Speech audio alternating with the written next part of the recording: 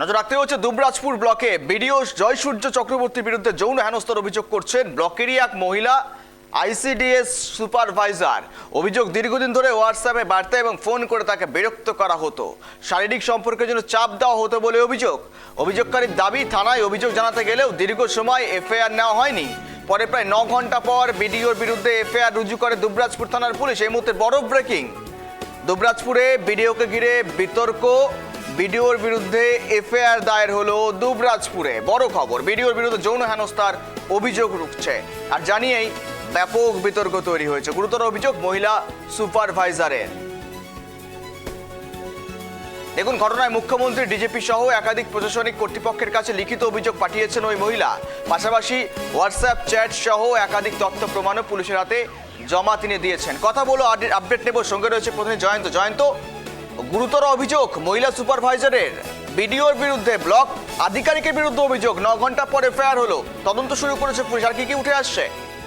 একেবারে তুমি যেমনটা বললে, দুবরাজপুর ব্লকে যিনি বিডিও রয়েছেন জয়সূর্য চক্রবর্তী, তার বিরুদ্ধেই কিন্তু এই যে সেক্সুয়াল হ্যারাসমেন্টের অভিযোগ করলেন কে ব্লকেই একজন মহিলা যিনি আইসিডিএস এর সুপারভাইজার পদে নিযুক্ত।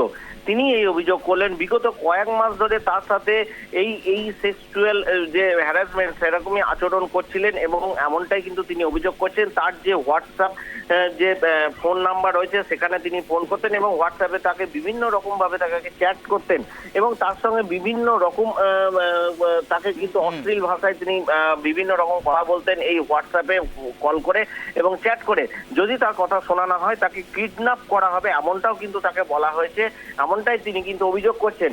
এরপরে কিন্তু তিনি বেশ কয়েকদিন ধরে তিনি কিন্তু এই বিষয়টি নিয়ে তিনি চুপচাপ ছিলেন এবং গতকাল তিনি কিন্তু দুবরাজপুর থানায় বিকেল 3টের সময় কিন্তু তিনি যান এবং থানায় কিন্তু অভিযোগ দায়ের করতে যান।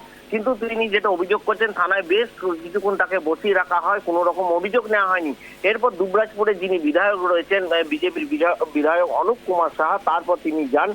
এরপরে কিন্তু পুলিশের পক্ষ থেকে এই বিডিওর বিরুদ্ধে কিন্তু অভিযোগ দায়ের হয়েছে, এমনটাই কিন্তু তিনি বলছেন। মূলত গোটা বিষয়টি কিন্তু ইতিমধ্যেই দুবরাজপুর থানা পুলিশ কিন্তু তদন্ত শুরু করেছে। কি বিষয়ে এই ঘটনাটি ঘটেছে, কেন এমন ঘটনা ঘটেছে, গোটা বিষয়টি কিন্তু ইতিমধ্যে গৌরব তদন্ত কিন্তু শুরু করেছে দুবরাজপুর থানার পুলিশ। নজর রাখো। ধন্যবাদ জয়ন্ত।